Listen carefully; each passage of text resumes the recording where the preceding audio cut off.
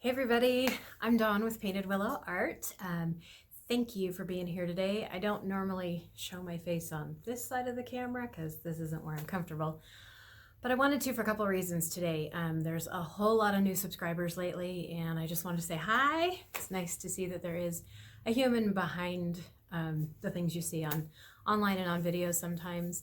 And for the rest of you that have been here for a while, I wanted to say thank you for still being here. I know I don't get these videos out quite as often as some of you would like. I do have a day job and sometimes that kind of takes over and interferes a little bit, but I appreciate very much that you stick around and you wait for the videos and you comment on them and you tell me how you're doing and you ask questions and you share your art with me sometimes. And I just love that. So thank you for being here. And with that, I'm gonna flip the camera around and we're gonna do a hot air balloon today. All right, my friends, we're gonna do a hot air balloon today. Whimsical as always, and I hope this one turns out pretty cute. I haven't actually done it yet, so we're gonna be experimenting together. What we're gonna need for it is a piece of watercolor paper. I don't know which paper this is. I found a bunch of random single sheets of watercolor paper in my studio and I'm trying to use them all up. I think this is the Strathmore 400, but I'm not certain. Mine's 9 by 12. You can use whatever size you would like. Watercolor paper is best because it holds up to the water a little bit better. If you're going to be doing this along with us with markers or colored pencils or something like that, pretty much any piece of paper will work. I do have it taped down to my glass cutting board and I am using Scotch wall safe tape. We've talked about tape in some of the earlier videos that if you're using painter's tape or masking tape, something like that, it's often too strong and will rip the paper when you take it off. We've talked about taking the strip and, kind of maybe taping it to your shirt or your pants first before you put it on the paper so that it's got a little bit of fuzz and it's not quite as sticky. I started using this kind of as an experiment because I saw somebody else online use it and I've really been quite pleased with it. It holds up to the water surprisingly well, which means when it gets wet, it doesn't start to peel off. So that's what I'm using today. I do like to tape my paper down when I'm doing something like this if I've just got a single sheet. If you're using a watercolor block, you obviously don't have to tape it down because it's already glued together. I like to tape it down because it helps with the warping when the paper gets wet, and it also creates kind of a neat little border around it that almost looks like a frame if you're going to have background colors, which we are on this one. So in addition to your paper, you are going to need, I've got a variety of pens and pencils over here. Fine point Sharpie, ultra fine point Sharpie. I've got a couple different white pens. The two that I like the most are the Uniball Signo white gel pen, and this one's called Pentel Milky Pop. I like both of those. I've got Pentel Milky Pop does a silver and a gold pen as well, so I've got those. Pencil and eraser. Not sure which of those I'm going to use, so I just kind of have them all sitting over here. I've got my plate because we are going to water down our colors a little bit today. Normally when you watch me paint, I go straight from the pan, but I want to show you some different things today. So I've got a plate that I'm going to use to mix my paint on. You can use any, pretty much any plate, plastic lid, anything like that. For this one, we're not necessarily concerned about mixing the colors. So if it's white, it doesn't really matter. In my color mixing video, I talked about liking to use a white plate simply because it keeps the colors truer. But for today, this is just mainly so we can water the paint down. So any kind of plate you have or Tupperware lid, something like that will be great for that. And watercolors of your choice. I'm going to use my Daniel Smith colors today just because they're fairly new to me and I'm finding that I really, really like them. This is a more expensive watercolor than most of what you see in my videos. I usually use Josie Lewis or Art Philosophy Co. And those are, they're kind of at the low end of artist grade paints, which means they're a good paint, but the price point is nice. You can get a set this size of either Josie Lewis or Art Philosophy for about $30. These colors, the Daniel Smith colors actually come in tubes most of the time. You can get them in pans, but I bought the tubes and they were $7 to $10 a tube. So you can see I've got 9 colors here at $10 a tube. That's almost $100. However, with those 9 colors, you can do a whole lot. So the size of the palette isn't necessarily a big deal, and I'm partially using this today because I want you to see the range of things you can get. I mentioned in my color mixing video that I generally will swatch any new set of paints that I get, and that's what I did with this one. So I wanted to show you real quick the variety of colors you can get even with just a few colors by mixing them. I've got everything from a bright pink to some really vivid greens and blues to some really nice browns, all out of this one set. So if you don't have a ton of colors, that's okay. And if you decide that you want to try a higher grade paint, you can certainly start with just a handful of colors. You know, maybe start with your primaries, a red, a yellow, and a blue, maybe a brown and a white. You know, you could start with 5 colors and really go quite a long ways with it. That's what I actually started with in this set. I've got a blue, a yellow, and a red, so my primaries. I like this sap green, so even though I could have mixed the blue and the yellow to get a green, I really liked that one. That turquoise just grabbed me, and I'm not sure these are showing up on camera quite as vivid as they are. That turquoise really grabbed me, and I think that's the one I'm going to use today. And then I found a really good purple and a really good pink, so I added those to what I decided to use as that set of paint. So watercolor paints, something to mix on. Paper, I've got my little containers of water over there off to the side. I am going to use 2 different sizes of brushes today.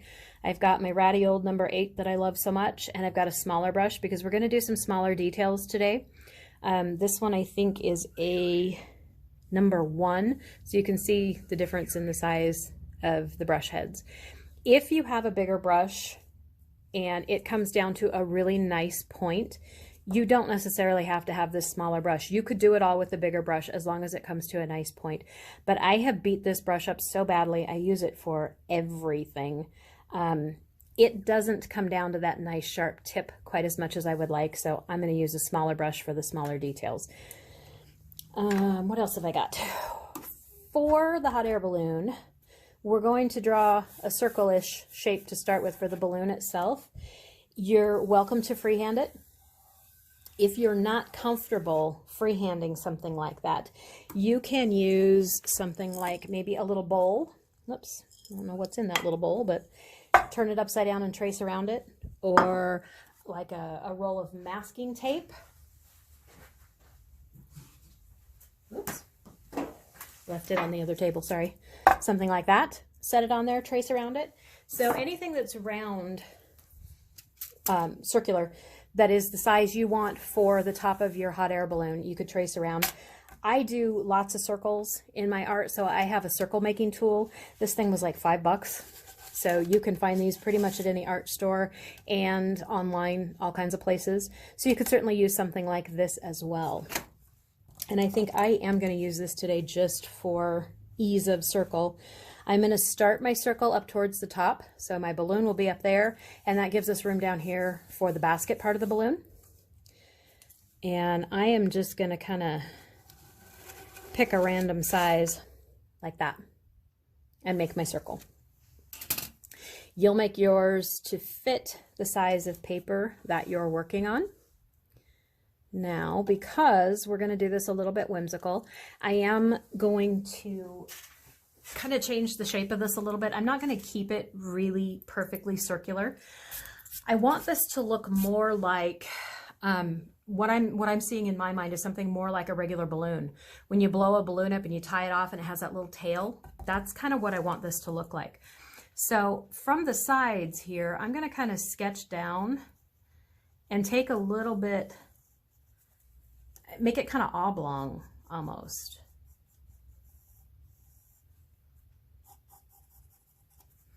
Kind of like that. And where these two start to come together down here, this is where I'm going to make a knot and the little tail end of my balloon. So for my knot, I'm just going to kind of make a really irregular rectangle type of shape. That's going to be my knot. And then coming off that, I'm going to do 2 tails and just make it kind of wiggly at the bottom of those tails. To give it a little bit of a three-dimensional look, I'm going to bring right up here where this tail meets the knot. I'm going to bring another little straight line off, but I'm not going to bring it down quite as far. I'm going to leave it a little bit short and just do kind of the little wiggly thing off there. And I might do the same thing off of this side, just so that it kind of gives us the idea that there's more than just one plane that we're looking at. And I'm going to come back in and erase this part of my circle. So this is now my balloon, and you can see it looks more like a regular balloon shape. How tall, how wide you make yours is completely up to you. It doesn't have to be exactly the same as mine. In showing you these things, my hope is that this is just a jumping off point for you as we're doing these. If you have ideas come into your head and you want to try them, absolutely give them a try. It doesn't have to look exactly like mine does, okay? So I've got my balloon on there. Now I need to do a basket down here, and we're just going to do a really simple rectangular basket. So I'm just going to draw a straight line right across here. You get to decide how far you want that basket from your balloon. I'm going to round off my corners just a tad because I don't want it to be real angular. And that's just my preference. If you like those hard angles, certainly you could make your corners 90 degrees. And for the basket, I'm going to bring the sides in just a little bit and round off my bottom and bring it over. So it's essentially rectangular, but my sides have come in just a little bit. And you can see that my sides aren't necessarily even. This one looks like it's angled a little more than this one. So you can leave it like that if you like it, or you could come back in and just angle this one a little bit more and erase the rest of it. And just kind of mess around with it until it looks like it's the size and shape that you want it to look. Okay? Now, I am not going to put the ropes that connect it to my basket just yet. We're going to paint first and put those on after. And the reason we're going to do that is because I want to put some things coming out of my basket. I'm going to put some flowers and some greenery coming out of this, almost so that it looks kind of like a little potted plant coming out. So I'm going to draw all those in, and we're going to paint all of that before we put the ropes that connect the balloon to the basket, so that I'm not having to try and draw around those ropes. We will draw them in after the fact. So I'm going to get you zoomed in down here on the basket so you can see what we're going to do. I'm not going to do a lot down here, but I do want it to look like there's some plants coming out. So I'm going to do just a little like half circle there and some U shapes around it for a flower. And I'm going to do the same thing right here. How big or how small you make those is completely up to you, but it kind of looks like they're peeking up out of that basket a little bit. And then I'm going to add some greenery to it. So I'm going to make just kind of some little like swoopy lines coming out here.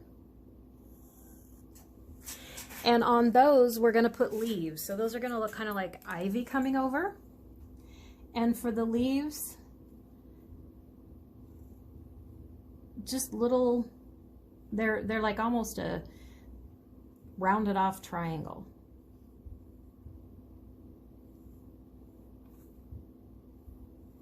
And you're just going to put them randomly all the way down that vine. And I do like to put one on the end rather than just leaving the line hanging there. If you wanted to do yours as circles, you could do them as circles.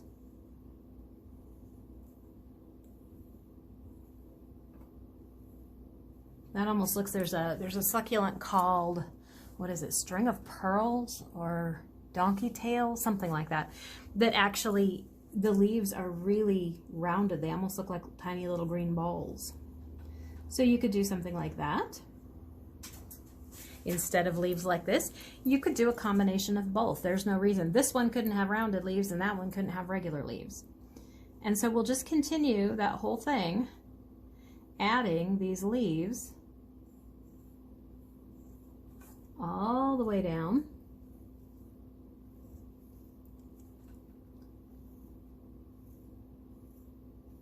Both of our vines.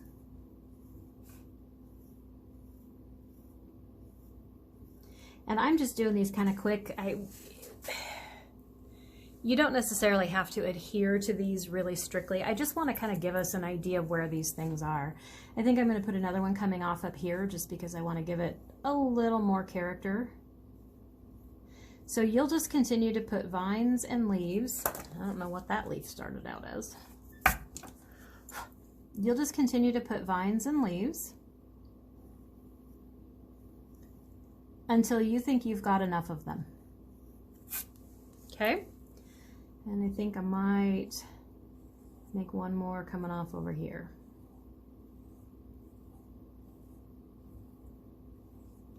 Like that. Okay? So continue to draw those on there until you've got what you think you want. However many you choose is fine. Once you've got them on there, you're going to go back and erase those lines so that you can just see kind of a whisper of the lines. That way, as we're painting, if we're not adhering to the lines real strictly, we're not having pencil lines show up underneath our paint. Particularly because with this one, we're going to look at using different strengths of the paint. So for instance, I'm going to do my balloon, that turquoisey blue that I showed you in that set that I like. But I want to give it a bit of a 3D look, and I'm going to do that by using the paint at different strengths. I'm going to start out by watering it down and using it really lightly, and then while it's still wet, I'm going to come back with a heavier load of that same paint and put it around the edges, and that's going to give it kind of a rounded look. And because we're going to start with lighter shades of that paint, I don't want my pencil lines to show through. So you'll come back and erase that till you can just kind of barely see a whisper of what you had there. And we're going to do sort of the same thing on the basket with the brown. So there we go. You can see close up, hopefully. Whoops, my light got all messed up there. You can still see it, so I know where I'm going to be painting. It's just not really dark. So first thing I'm going to do is water down the color that I'm going to use for my balloon. And you can do it by just dipping your brush in the water, dipping it in the paint, and wiping it on the plate. I have some of these little pipettes. I don't even know where I got them. Probably online somewhere. I'm going to squeeze just a little bit of water in the paint that I'm going to use, and I'm going to squeeze a little bit of water on my plate. And I find for me that just makes it a little bit easier. So I'm just going to swirl my brush in that paint and then bring it over to my plate and put the brush in that water that I puddled, because I really want to water this down. And I'm going to just dip my brush in some water, keep dipping my brush in the water and bringing it back and tapping it in here till I get this really good and watered down.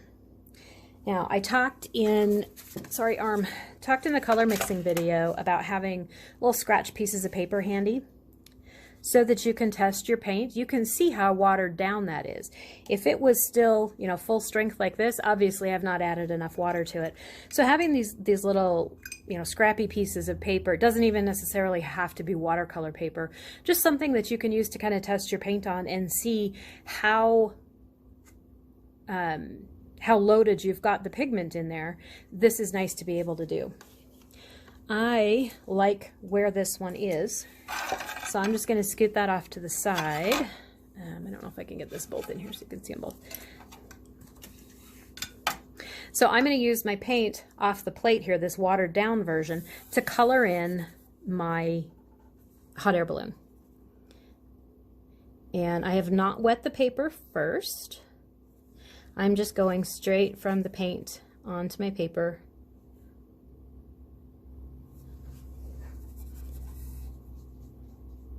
And I'm not really being too careful about leaving, you know, darker spots here and there, making it kind of blotchy. Again, because most of what I do is whimsical, that blotchy look is fine. It doesn't bother me at all. So we're just going to fill in the balloon all the way around. Go ahead and do your knot and the little tails as well. Fill those in. And we want this balloon to stay wet. So if you need to add some more paint or some more water to it, particularly around the edges, go ahead and do that because we need this to stay wet for what we're going to do. So I'm just kind of splopping some more paint on here to make sure that this is good and wet. Same down here. Now I'm going to come back with my paint full strength. I'm not going to get a lot of it. I'm just going to tip my brush in it real carefully. And I'm going to come back right around the edges and just carefully draw in a line of that darker paint right around the edges. Because this is wet, it's going to disperse out into the other paint. And that's what I want it to do.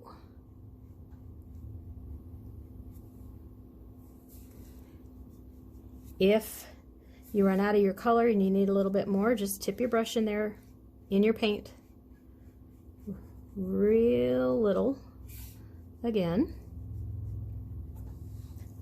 so that we get that.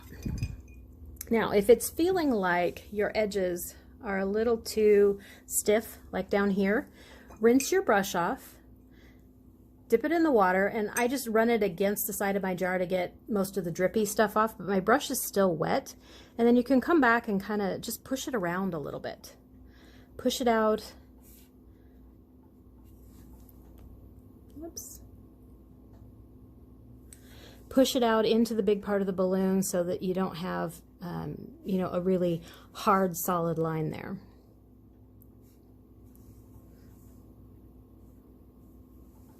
Okay. And then I'm going to come back with my smaller brush. Like I said, if your bigger brush comes down to a nice solid tip, you could, or a nice pointed tip, you could do it with the bigger brush. I'm going to add a little bit more water to my knot area down here because that got kind of dry on me.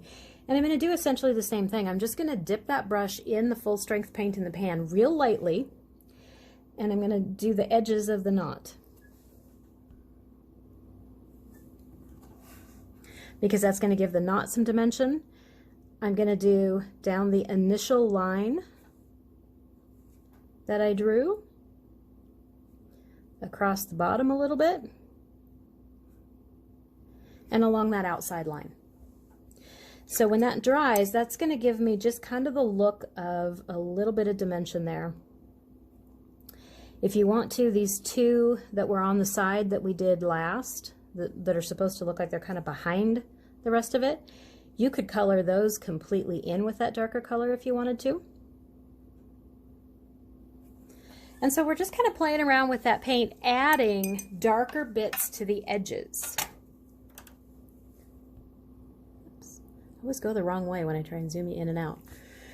So we've just added darker paint to the edges. Now keep in mind, this looks a lot darker and a lot more vivid right now than it's going to when it's dry. So if it looks a little, you know, kind of garish because there's quite a bit of contrast, don't sweat it. When it's dry, it's going to tone itself down a bit. So while we're letting this dry, we're going to go down and start painting on the basket down here. And we're going to do essentially the same thing in terms of watering the paint down to start with. So I'm going to bring my plate back over here. I've got a brown in my palette. So I'm going to squirt a little bit of water in my brown, a little bit of water on my plate, and do basically the same thing. I'm going to run my brush through there and then run it in the water. And I'm going to keep doing that until I get it watered down where I want it. Again, take my little tester strip and see what I've got. And I kind of like that, so I think I'm good. Now, if you don't have a brown, if you watched the color mixing video, remember that you can make a brown by mixing yellows and purples, oranges and blues, reds and greens. It might take a little bit of playing, how much blue, how much red, how much yellow to make a brown. But if you just keep adding a little bit of paint here and there, you know, start off with like a little brush full of blue and a little brush full of red and a little brush full of yellow and see what you get. Do it on your tester strip, see what you get. If you want it lighter, put more yellow in it. If you want it darker, put more red or blue in it. And just kind of keep playing around with it until you get a shade that you like. So if you don't have a brown in your set, you can mix it. And if you haven't watched the color mixing video yet,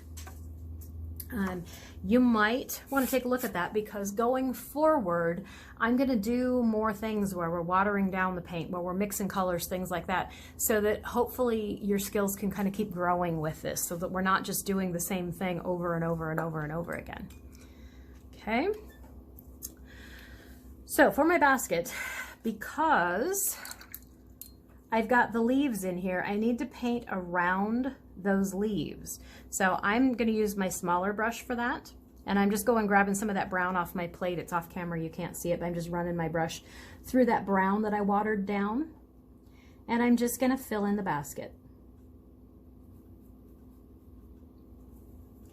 with my watered down brown. I am painting around the leaves. You can paint over the stem part if you want to, because we're going to come back and do that stem part with a black pen. But we'll paint around where the leaves are going to go. And so you'll just keep doing that until you get it all filled in. It might take a little bit longer than some of the things we normally do, because we're going around and we're trying to be careful. So take your time with it.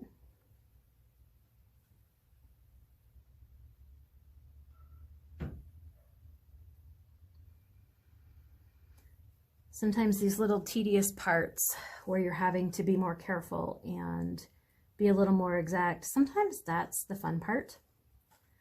I definitely have days where I just kind of want to blow and go with the paint and splop it on and get it done and just see what I end up with. But I often find that doing some of these more intricate spots like this, where you're having to go around something and be careful, those give you an opportunity to slow down all the way around. And that's part of what I love about art. I've talked about this in other videos. Doing some of these more intricate things that force me to slow down actually have a physical effect on my body. And I would challenge you to pay attention when you're doing this and see if you notice the same thing for yourself. You may not, and either way is okay. But I notice for me that when I'm doing something a little more intricate like this, because I'm really concentrating right here on what I'm doing, my breathing slows down and my heart rate slows down, which in turn means my blood pressure goes down. My muscles start to relax, things like that. So you might kind of watch and see what you notice while you're doing this. Now I'm just going back and adding a little more paint on here because I want this to be wet, because we're going to do the same thing we did on the balloon. We're going to bring a darker brown over around the edges. So making sure that this is all wet.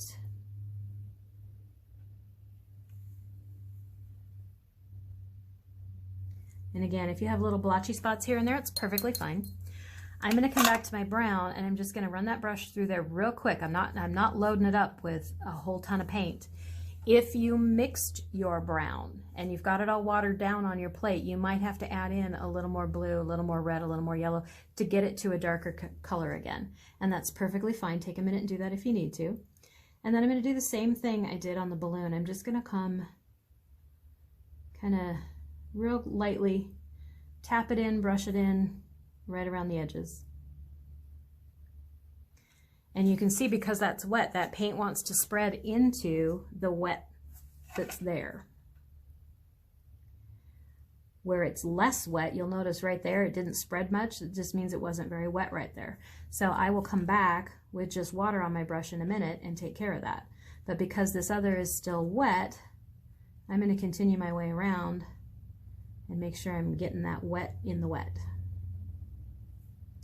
so that it's doing that little bleed into each other action that I love so much about watercolor.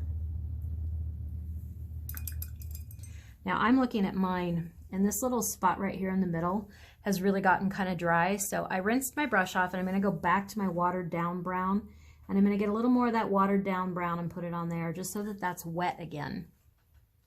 And then come back to my full strength brown and put just a little bit right there too. Okay, now this spot up at the top where it got really dark, I'm going to rinse my brush off. And now here's what I do with this. You could have a paper towel or another towel that you could kind of wash your brush on. Really bad, I just wipe it on my shirt. This is why I have paint specific shirts. I'm not squeezing all the water out of it. I'm just drying it a little bit because this is a real tight area right here and I don't want it to be really soupy wet. So I'm just coming back with a damp brush and kind of dotting on it. I'm not really brushing or stroking it. I'm just kind of dotting on it with that damp brush to wet that up a little bit so that it helps it disperse. Okay? So before we start on the flowers, our basket needs to be dry. Otherwise, our colors are going to blend into each other. So take a pause here, set this aside, let it dry for 10 or 15 minutes, or if you have a blow dryer, go hit it with a blow dryer. I'm going to pause you and go blow dry mine real quick. Okie dokie.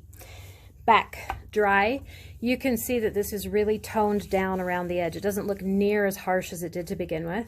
There is still a definite edge there, which is fine, but you can see where it kind of dispersed out into the other color. So that was what I was wanting it to do. And same thing down with the basket. So there's a very definite edge there, but it's not like it would be with markers where there's a really distinct separation in the colors. It did bleed out into it. Okay. So that's what I wanted to start with. We're going to continue on the basket and get our flowers and our leaves done.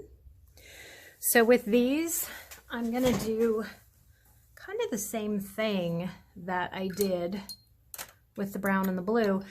Because we're going with more muted colors here, meaning we've watered them down to begin with, I don't want to throw a really vibrant color on here because it's going to look like it really contrasts badly. So I'm going to put a little more water on my plate. I've got the sap green in my set that I like. I'm going to put a little bit of water in there. If you don't have a green in your set, remember that you can mix blue and yellow. The vast majority of the time you will get a nice green. Sometimes it comes out kind of funky if you're trying to mix a warm blue and a cool yellow or vice versa. But often, especially if you've got a set from the same manufacturer, they're going to mix nicely enough that you get a good green. And you can also play around with, adding more blue than yellow or more yellow than blue to get it the tone of green that you want. So I've got that watered down a little bit. Again, I'm going to test on my little tester sheet and see. That's a little more watered down than I want. So I'm going to add just a little bit more green back in. I just ran my brush through the full strength paint and I'm mixing it around in the water on the plate. And I've got a little bit darker now. So that's good. So I am now going to use that green that I watered down on my plate. I am using my smaller brush for this, again, because that doesn't come down to a chisel tip like I'd like it to. If yours does, you should be able to use a bigger brush with this as well. And I'm just going to start filling in my flowers, or sorry, my leaves with that green. Now, the reason I did the dots there is because I ran this through the watered down green and I got a whole lot of it on the brush and I didn't want quite that much on the brush. So I just put those little dots there and then I can come back and spread them out. And if you end up with too much in one spot, like here, after you've painted some other spots, come back with your brush and just kind of dip it in there and it will actually pick up some of that paint and then you can go paint it on another spot.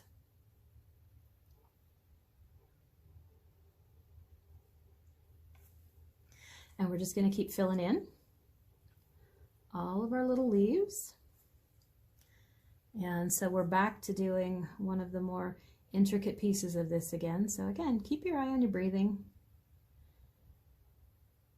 Notice and see if maybe your brain calms down a little bit.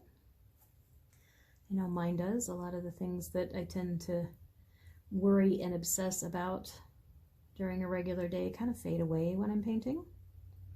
And again, that's because I'm concentrating on what I'm doing here. And while our brains are mighty powerful, they are easily sidetracked if you're doing it the right way. By doing something like this, you are sidetracking it in a creative way that kind of pushes out all those other worries. And I love that about art. That is probably the #1 reason I make art, and always have. It's kind of a sanctuary, a form of meditation for me. So we'll just keep doing this, filling in these little spots. I will probably speed up my video here, just because we're going to do the same thing. Continue filling in all of your leaves, okay?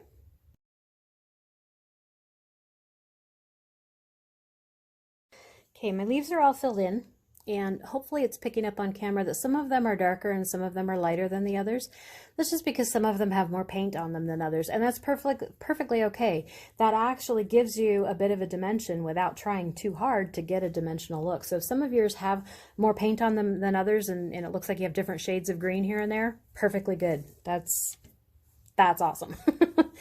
So I'm going to go hit this with a blow dryer again real quick because I want these to be dry before I do my flowers, so that where the leaves bump up against the flowers, I'm not having my flower colors and my leaf colors merged together.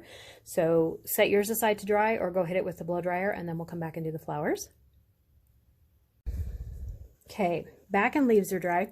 The nice part about doing paintings with the watered down colors like this is that they often dry faster than when some of the ones that we've done in the past where we're using full strength colors straight from the pan and globbing on lots of paint. This will dry a little quicker than that because it's already watered down, so it's already thinner. We're not putting as much paint on. So for my flowers, I think I'm going to do pink flowers with yellow centers. I've got a pink and a yellow in my set here. You can use whatever colors you choose for your flowers. If you want your flowers to be white, just leave the spots that you want to be white. You won't paint those in at all. Okay? And I'm just wiping off a little bit of the paint on my plate because I tipped it up and it spread all over the place, and I don't want it to mess up my pink and my yellow. Now, again, because we're using a little more muted colors here, I'm going to water these down. So I'm going to put a little bit of water on my plate, a little bit of water in the colors themselves. Swirl some yellow and water it down. Rinse off my brush, grab some pink, water it down. And those are what I'm going to use for my flowers. So which way should I do it? Yellow leaves, pink center, or petals, or pink petals, yellow center. I think I'm going to do pink petals, yellow center. So I'm just putting a little bit of my watered down yellow right in the center of my flowers. Brush that around. Now that I look at this, I think that's maybe a little lighter than I want it, so I'm just tipping my brush real lightly in that pan, and I'm just going to kind of dot it in the center.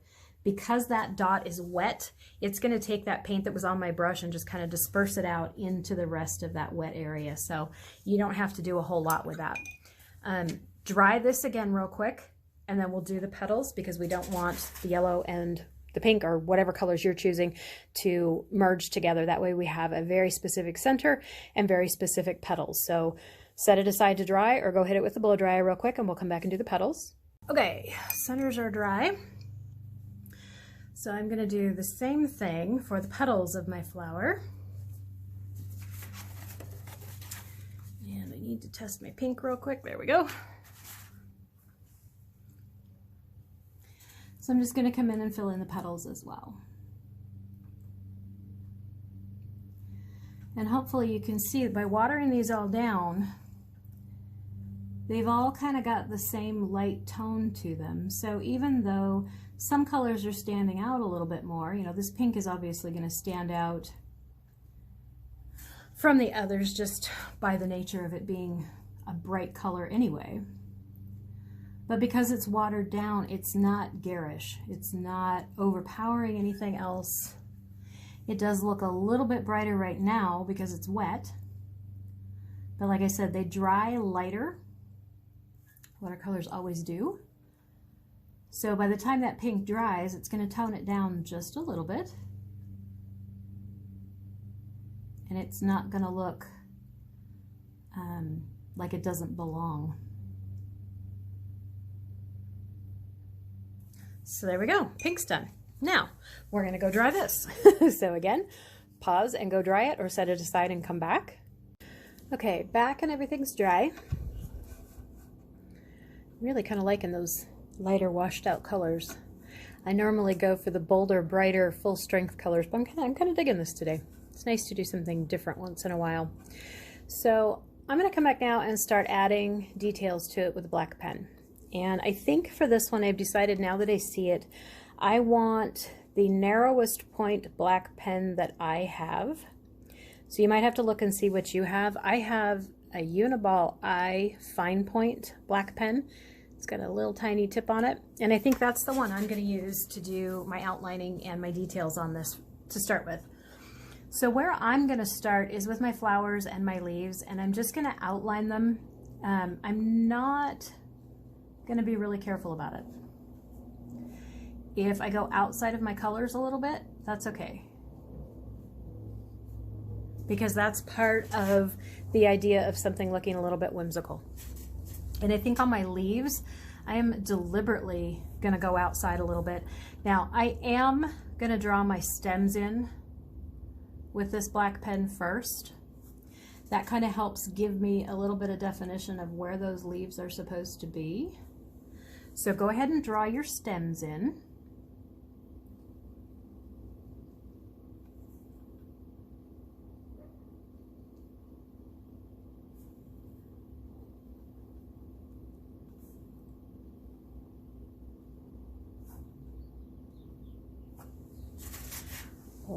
Like that.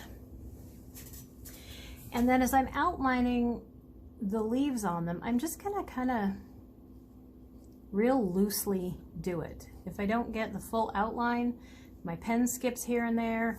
If I'm not exactly on the shape of the leaf, it's okay. That's gonna add to part of the look that I want to have in this. Gives it a little bit of whimsy, gives it a little bit of imperfection. By doing that and giving ourselves permission to do that little bit of imperfection, we take some of the anxiety out of getting it absolutely right. Because there is no such thing. Nobody makes perfect art. Even art that you see hanging in museums and galleries might look great to you, but I guarantee if you were to talk to that artist, they would point out everywhere they found a flaw. Everybody has their own idea of what perfect, beautiful art is, and nobody's idea is the same as anybody else's. So once you get your leaves outlined, on these pointy ones, I'm going to come back and just add a little bit of line coming right off the stem, like you see the vein running down the middle of a leaf. Now these little round ones over here, because I've got the idea of that succulent plant that has the little leaves that look like balls, they don't have that line in them. So I'm just going to do that on the ones that are a little more pointy. If you want to, on these ones that are round, you can put just like a little comma shape out on the edge. And that's just designed to give the idea of roundness. If you don't want to do that, you don't have to. Step back and take a look at yours before you do it and see what you think. And I'm just doing little tiny ones on these. But you certainly don't have to. Now I'm going to embellish my flowers a little bit, so I'm going to come in the centers and just do some little black dots right down along the bottom of the centers, like they're only on part of it. And I'm going to put some creases in my petals, and they're just little comma marks. If you want to put two of them, you can put two of them. Give them a little bit more character. So with my flowers done, now I'm going to come back and I'm going to outline my basket. Again, I'm just doing it real lightly. If my pen skips here and there, I'm okay with that. If I'm not exactly on the outline, I'm okay with that too. There's my basket. I'm going to do the same thing with my balloon, so I'm just outlining it real loosely. Again, if I'm not exactly on the paint, I'm okay with that. If my line's a little wiggly, if my pen skips, I'm okay with that too. All the way around. When I get to my knot, I'm just going to lightly do my rectangle there. Sorry, forgot I was zoomed in. Aw. I'm actually going to leave you zoomed in because I do want you to see this part. So I did my little knot, and I'm just going to put a couple little like hash marks on each side of that, because often a knot looks like it's kind of wrinkled at the edges and then it smooths out in the middle, so that gives us that look. I'm going to outline my little tails down here, and from these spots where the zigzags go up, I'm just going to do that. Gives us a little bit of definition, makes it look a little more 3D. And it never ceases to amaze me how little tiny details like that add so much to what you're doing. Like we did on the knot, where we put those little hash marks on the side to kind of give it the illusion of dimension, you could do the same thing on your basket. We can come down here and just kind of put a couple little hash marks here and there. If they don't touch completely the edge of your basket, that's okay. But it gives it the illusion of a little more 3D shape. Okay? So now we need to connect our basket to our balloon, and we're going to do that with 4 lines, one coming off each side, and then a couple coming off down here. That again is going to give us the illusion that this thing is round as opposed to flat. These ones coming off the sides, we're going to hook to the corners of the basket here. The ones coming off here, we're just going to bring them down to the top of the flower, the leaf, whatever it is they happen to touch. That's going to give it the illusion of depth. Because realistically, this basket is 3D. You know, there's space in the middle where the flowers are coming out. So the front strings are going to attach to the front corners, and the back strings are going to attach to the back corners. But the way we've drawn this, we can't see the back corners. So those coming down and just stopping at the flowers is going to give it the illusion that there is something behind those flowers.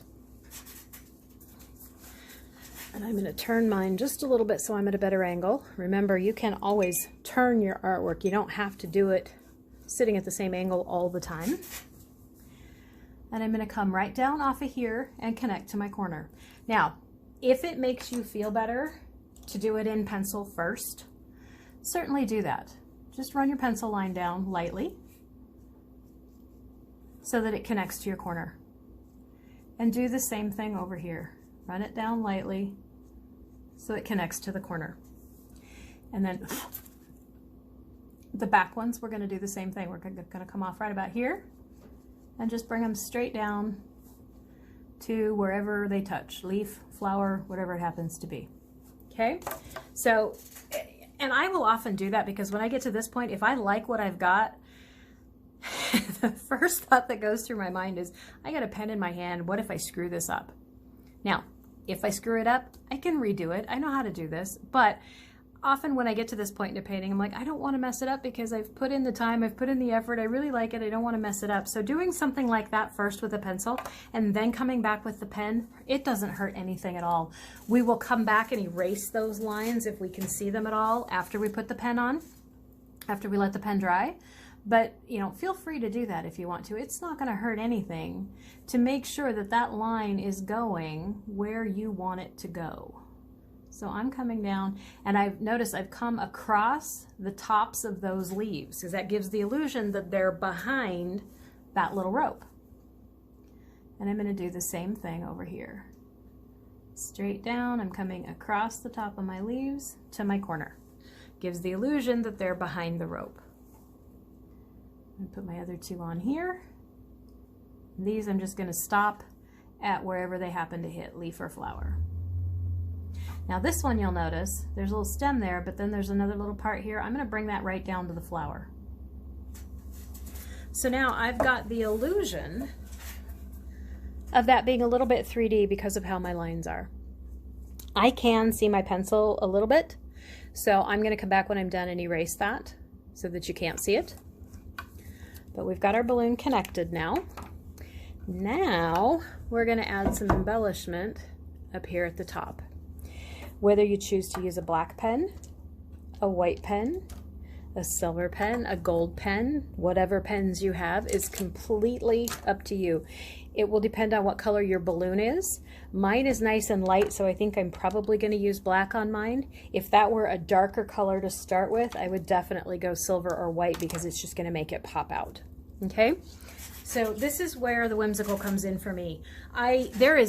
Let me back up for just a second. There's nothing wrong with this exactly the way it is. If you like it the way it is and want to stop there, please feel free to. I happen to like busy artwork.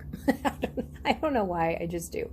So I'm not done. I'm going to keep going. I'm going to add some embellishments on here, and I'm going to show you how to do that. But if you like yours how it is, you certainly don't have to do it. You can stop where you are. I'm going to zoom us in so we can see this a little bit better. And I think I'm going to turn me sideways just because it's a better drawing angle. What I'm ultimately wanting to do is draw some lines across here, but I want them to curve a little bit. So again, we're giving that illusion of rounded. If we just did them straight, it would have the effect of kind of flattening this out a little bit, and I don't want to do that. And so for me, drawing those curved lines is easier at this sideways angle. Okay. So I really don't have a plan in mind for this. I'm just kind of playing around with it. So I think I'm going to start maybe right here and draw me a curved line across. And maybe another one right here. And you can see, hopefully, that curved line gives you the illusion of round. Okay. I'm going to do another one up here, trying to mimic that same curve. If it's not exact, it's okay. And I think I'm going to come down below and do one more down here. But I'm going to make this one a little thicker. I'm going to come back and color that in.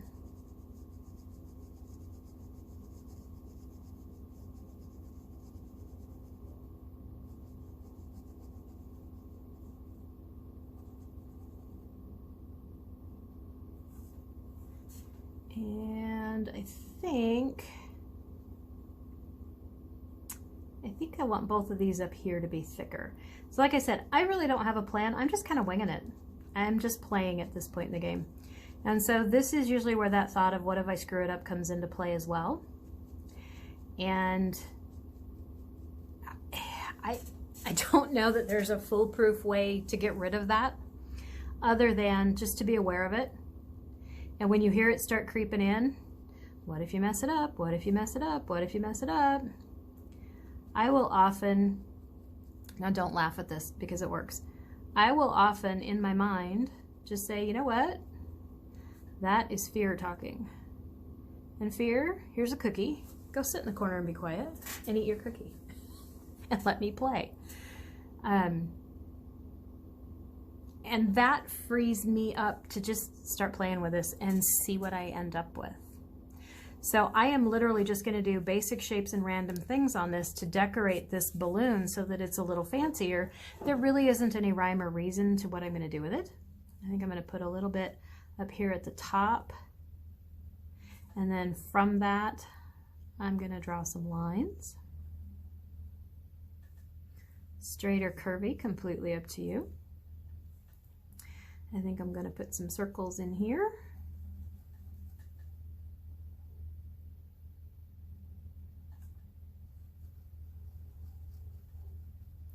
Now this is the other place I notice that my mind calms down, my breathing slows down, is doing these little doodly things. There's a lot of science behind the power of a doodle, surprisingly. And what a really good tool doodling is to help you calm down. Have you ever been in maybe a meeting at work and noticed yourself doodling on your paper when that meeting starts to get stressful? It's just a natural reaction.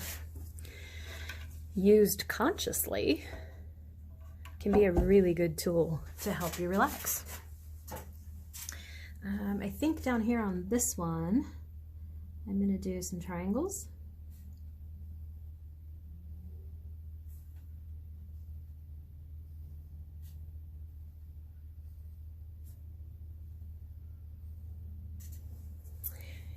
And I think I'm going to do smaller triangles inside and color them in. You can do whatever you want on yours, whatever shapes come to you first. If there are certain symbols that you like, you can use them. This is really just kind of playing around with shape, and none of these are really intricate shapes. So far I've just got circles, triangles, and lines. And there's nothing terribly complicated about any of those.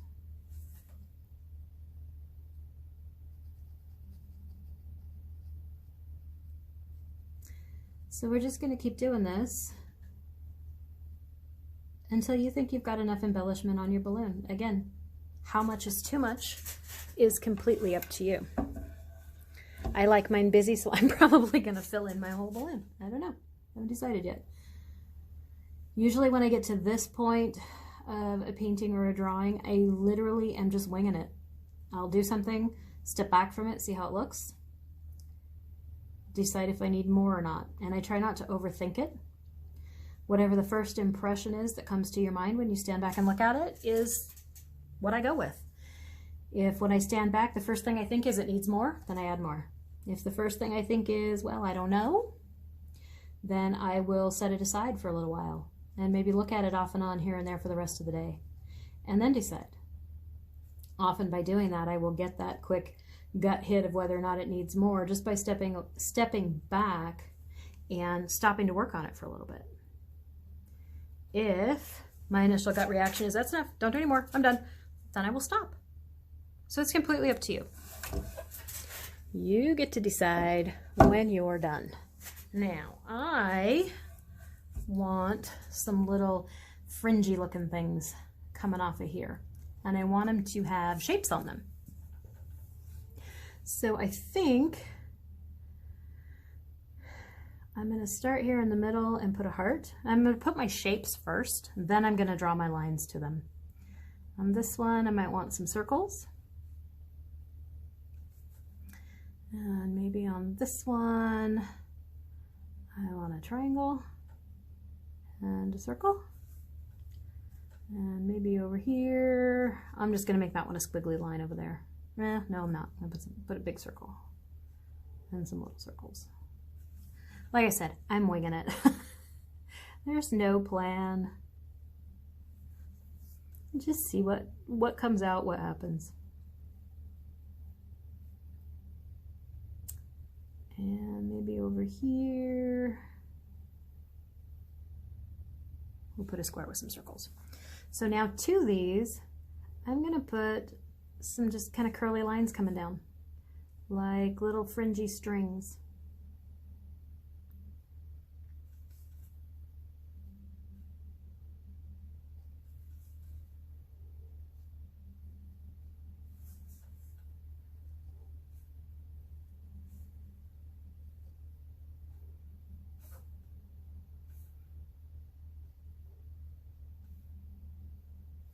There we go.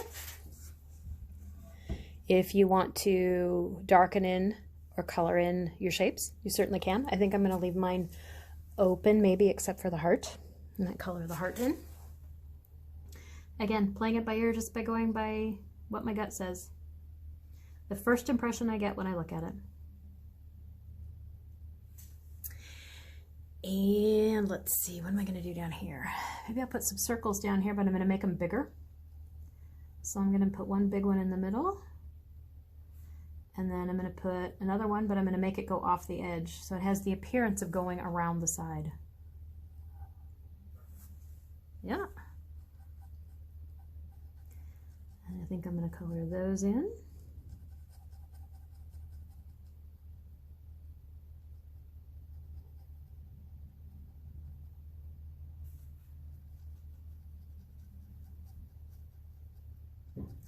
As soon as I get my doodles done, I'm going to show you another trick, because often what I notice when I start doodling on things like this, you know, we kind of had the 3D look going with the shading around the edges, so we get the illusion of a three-dimensional object. And as you start adding doodles on here, it kind of flattens it out sometimes. And I don't know if you notice that, but that's what it often looks like to me, is that by putting these on here, I've kind of flattened out what I originally had looking 3D. But there's a trick we're going to do with a white pen to add some of that dimension back in fairly quickly and easily. And I will show you that trick here in just a minute, as soon as I get these all colored in. So there we go. I think I have to stand up and look at it through the camera because it looks different through the camera than it does to my eye. I think I'm going to stop with that right there. So if I zoom out and take a look at that, there we go. Actually, I lied. Now that I zoom it out and look at it, I'm going to color these guys in up here. Maybe not all of them, maybe just some of them. And that's where stepping back from it can be a handy thing sometimes. You get a different perspective on it than you have if you're sitting right close up working on it. And I think when I stepped back from it, it just looked like there was, the black was uneven. There wasn't, it was heavy on the top and in the bottom, and there wasn't enough in the middle. So I think that's what I'm going to do with those right there in the middle. Now I am going to come in and start adding a little bit of dimension back in here. So particularly with the circles that I did not color in, I'm going to do just a little like comma mark, little tiny on the side. And same thing with my square. That just gives it a little bit of illusion of depth. And now I'm going to come back with a white marker and do that same thing over the top of the black. I'm going to add some white accents in on the black. You could do this with silver. You could do it with gold. Actually, ooh, gold. Let's think for a minute. With what we got going on down here, the gold might be interesting. Maybe, okay, I'm going to do it with gold. So you could do it with white, you could do it with silver, you could do it with gold. If you've got any other markers that you think might work, certainly you could use them. So I'm just going to come back in and add, oh, that gold is good. Add some highlights on top of here. I'm going to put just a little line right there, and I'm going to put that comma mark on the side of each of my circles here. Again, that is an easy illusion of round. And I'll move this around in a minute so that you can see what that gold does. It's kind of hard to see when it's flat against the light. And I'm going to do that same thing on some of these. I'm just adding a highlight down one side. On my triangles here, I'm just going to add a line down one side. And I'm doing all the lines on the same side. Think of it as if there was a light shining on it. Which direction is that light coming from? If that light's coming from this side over here, it's going to shine brighter on this side of those things. So everything has the highlight on the same side. I'm going to do the same thing down here.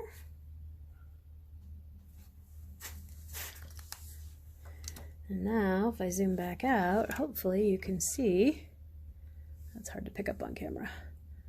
There, you can see what that gold did. As you move it around, you can see those highlights. It's brought that illusion of dimension and depth back into it. So you could do the same thing with white, you could do it with silver, you could do it with whatever color you have that you think you want to use. Okay? So at this point, I would say the hot air balloon itself is done. If you like the white background, you can leave it as it is. I think I want to do one more thing to mine because I have a hard time saying I'm done. I'm going to add some background color to mine. And the way I'm going to do that is take some of that watered down blue that I used to begin with. And I'm actually going to have to mix up a little bit more because I don't think I have enough there to do it. So I'm just going to add a little more water to what I had on my plate.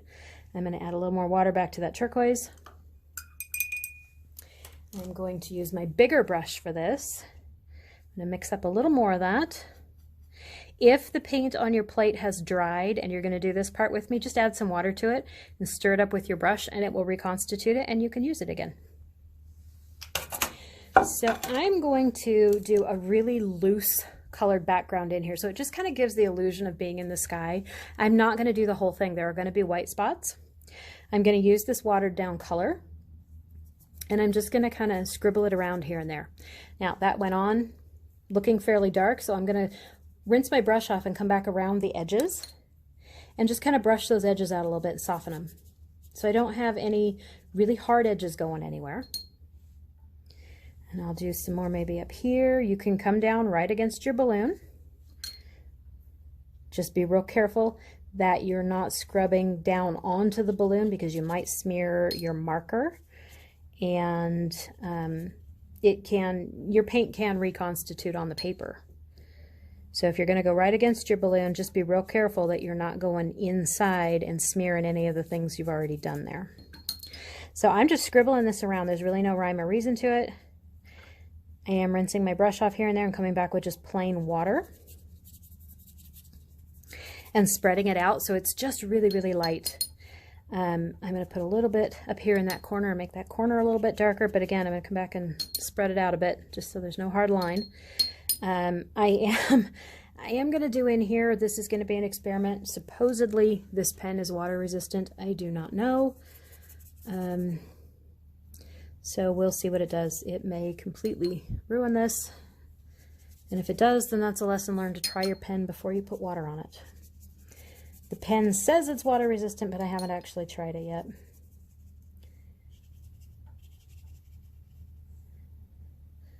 So, let's see what it does. Ooh. Oh, yep, it is. Look at that. Very good. Okay.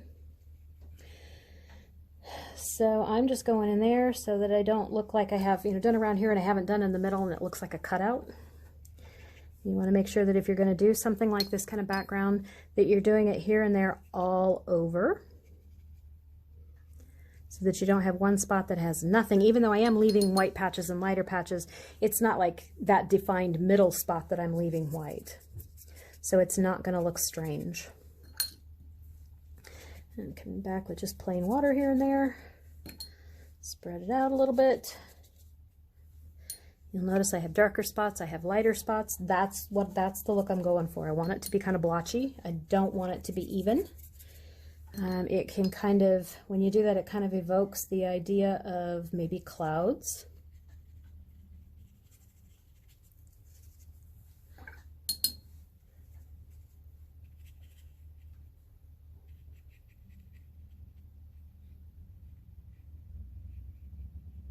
Just be careful around your leaves and your other shapes.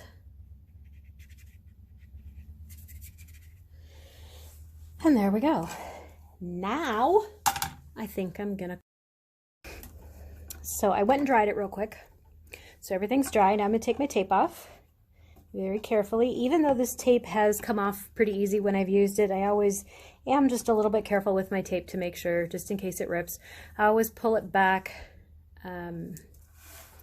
at kind of a 45-degree angle and pull it away from my picture. I'm not pulling it this way, because if it rips, it's going to go up into the picture. I'm pulling it this way so that if it rips, it will rip off the edge of the page.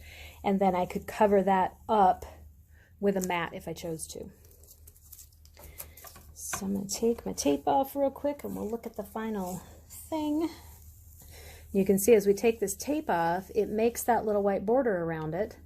So it almost looks as though it's got a little bit of a frame on it as it is. You could take this and put it in a frame that doesn't have a mat, that just goes edge to edge, and it would look almost like it's been matted. So it gives it kind of a professional-ish finished look to it without having to do anything else. And honestly, I love tearing the tape off when I do darker paintings. And by darker, I mean more intense colors. You can see, I don't know if you can see up there, it's ripping the paper a little bit. So if I pull this way, it's going to rip it off the edge of the paper instead of into my picture. And it only ripped just the little top layer off, so it didn't hurt anything up there. I have been really pleased with how that tape holds up to water. You can see I've still got a really clean edge. It didn't seep through, it didn't soak under. I'm really kind of digging that wall safe Scotch tape for this. So there we go. Painting is done. Remember to sign your painting. I like to put the date on mine as well. It's kind of a fun practice to watch your skills develop over time. So if you're dating them, you can see where you start and how you're progressing. Hopefully you can see the gold shimmers in there. Give that a little bit of an illusion of depth.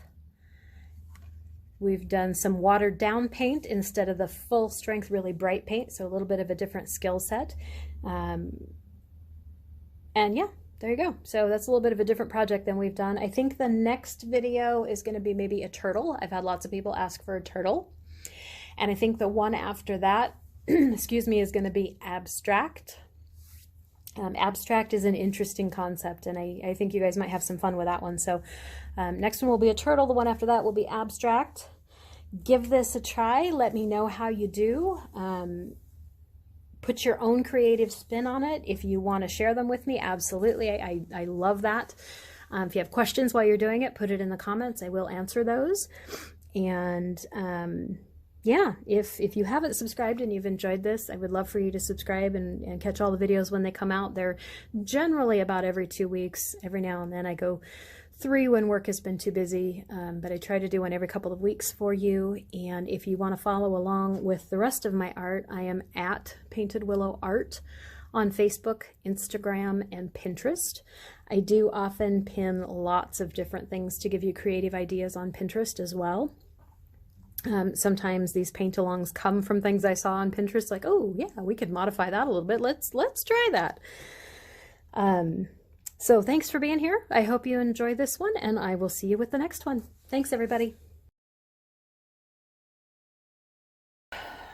I'm going to add a little PS onto this video because the more I thought about it, I want to talk a little bit more about mixing a brown.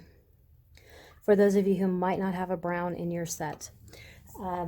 In the color mixing video that I did before this one, we talked about you can get brown by mixing a primary and a secondary color. There's my sheet. So red, yellow, blue are the primaries. From those, you get secondary colors of orange, green, and purple. Orange is red and yellow. Green is blue and yellow. Purple is red and blue, generally.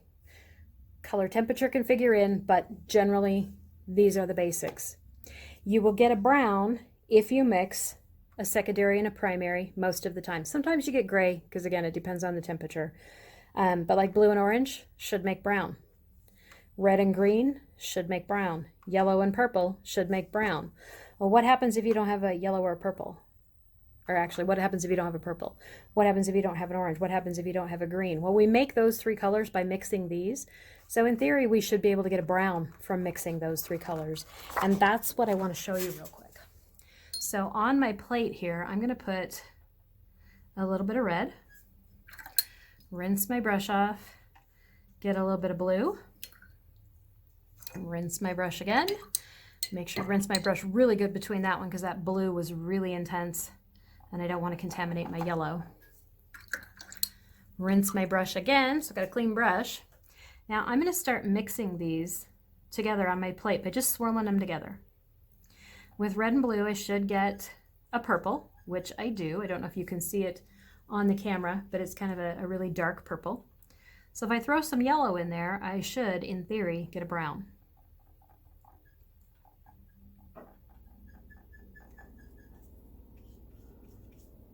Which I do. Now, it's a whole different shade of brown than what's in my pan here, but it's not worse if I water that brown down like we did for the basket. It almost becomes a gray, which would be fine. There's no reason you couldn't have used that. Now, mixing more red in or more blue in is going to change the color of that brown. Mixing more yellow in is going to change the color of that brown. So you can keep adding more blue, more red, more yellow, and swatching it out on a piece of paper till you get to a brown that you like. And it may take a little bit of mixing, it may take a little bit of playing, but there's nothing wrong with that. That's also a good way to get to know your paints. that brown is closer to the one I have in my set. And I made that by just mixing blue and red and yellow. It has a little bit of red, a little bit of blue, and a whole lot of yellow to get to that. But if you don't have a color in your set, there's certainly no reason you can't mix it to make it. So I just wanted to add this as kind of a little PS on the video for people who don't have a brown in their set to see how to get to a brown. And that brown is really close to the one that I have in my set. You can see how similar those two colors are. So if I didn't have a brown, I could mix red, yellow, and blue and get to a shade of brown that I really like. It just takes a little bit of playing. How much blue, how much red, how much yellow. So there you go. See you next time.